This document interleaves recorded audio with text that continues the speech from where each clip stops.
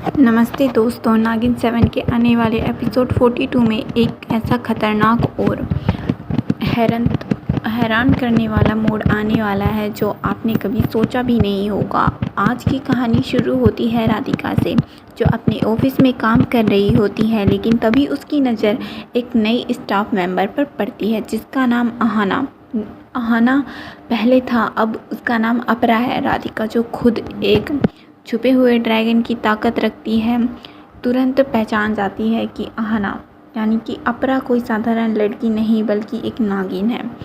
रात होते ही जब ऑफिस खाली हो जाता है तब इन दोनों के बीच एक भयंकर युद्ध शुरू होता है। अपरा अपने असली नागिन रूप में आती है और राधिका अपनी ड्रैगन शक्तियों का इस्तेमाल करती है। इस लड़ाई में राधिका की आग के सामने अपरा टिक नहीं पाती और एक खतरनाक चीख के साथ ज़मीन पर गिर जाती है। लेकिन दोस्तों, असली ट्विस्ट तब आता है जब वहाँ अपरा आती है। जब राधिका उसे देखती है तो उसके होश उड़ जाते हैं, क्योंकि अपरा वहाँ पर राधिका के ऑफिस में किसी और लड़की का भेष लेकर के घुसी हुई होती है। और जैसे ही वो अपने नागिन रूप यानी कि अपने असली रूप में आती है तो राधिका उसे देखकर चौंक जाती है, क्योंकि अपरा का चेहरा उसकी आंखों के सामने और आवाज़ बिल्कुल अहाना जैसी लग रही होती है। राधिका को शक होता है कि क्या अहाना की रूह ने अपरा का शरीर धारण कर लिया है। अगले दिन राधिका अपरा पर कड़ी नज़र रखती है और उसका पीछा ऑफिस के बेसमेंट तक करती है।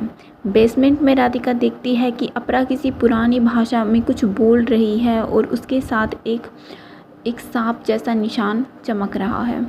जब राधिका उसे ड्रैगन शक्तियों से घेर लेती है तब सच्चाई सामने आती है।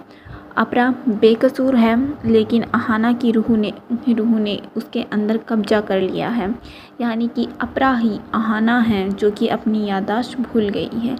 अहाना फिर से जिंदा होने के लिए अपरा का इस्तेमाल करती है, यानी कि अहाना अपनी सारी याददाश्त भूलने का नाटक करती है। राधिका के सामने अब दो बड़ी चुनौतियाँ थी, एक तो अपरा की जान बचाना और दूसरा अहाना की रूह को हमेशा के लिए ख़त्म कर देना। यानी कि राधिका अपरा को यानी हमारी अहाना को मार देना चाहती है। राधिका ने अपनी पूरी ताकत झोंक दी और आग का एक ऐसा घेरा बनाया जिससे अहाना की रूह को अपरा के शरीर से बाहर निकालने पर मजबूर कर दिया।